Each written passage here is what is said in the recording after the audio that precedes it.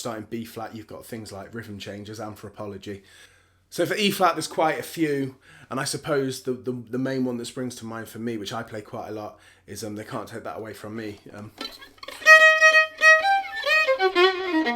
A flat, Donnelly. It's good. It's a good one to learn, actually, to get your fingers around A flat.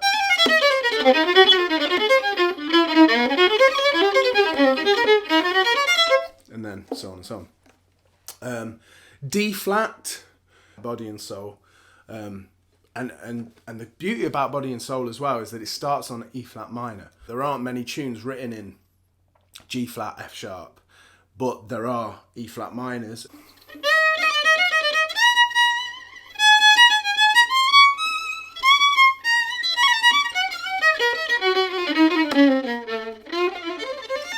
Going to the major, the sharp major keys, you've got Django's Tiger in A.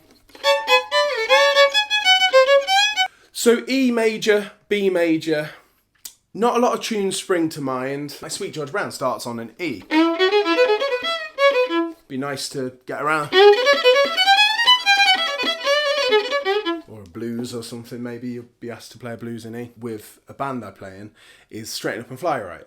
And they do in E. The beauty about Straighten Up and Fly Right is then you go into the middle, you've got that circle of fifths starting on G sharp, and this is the thing again. So you start in E, and then you've got to go over the G sharp, and then it goes to C sharp.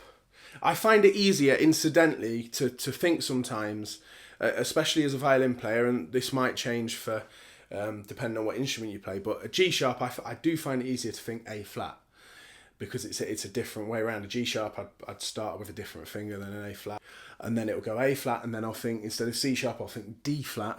Funnily enough, when it goes to the G flat, I'll think F sharp, and then obviously then you're back to the B. So as an example, so you've Straighten Up and Fly Right, middle, A flat, D flat, and then F sharp, and then to the B, and then you're back to the E.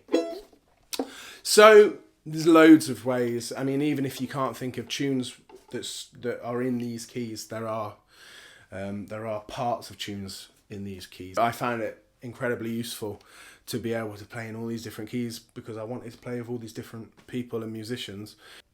Obviously, then you've got the minor versions as well of all of these, the relative minors of all of these keys. It'd be worth getting to grips with in the same way. For instance, if you can play in A, chances are you're going to be fairly good in F sharp minor. If you can play in B, chances are then you can play in G sharp minor. So like I say, this is something that I find really important, to be able to play in all these different keys, to play with all these different musicians. But every musician has their own way, their own style, and that's fantastic. So I just hope there's something interesting or useful maybe in this video. So next time I'm going to talk about my philosophy on adapting to every individual audience. Thanks for watching. See you next time. Bye-bye.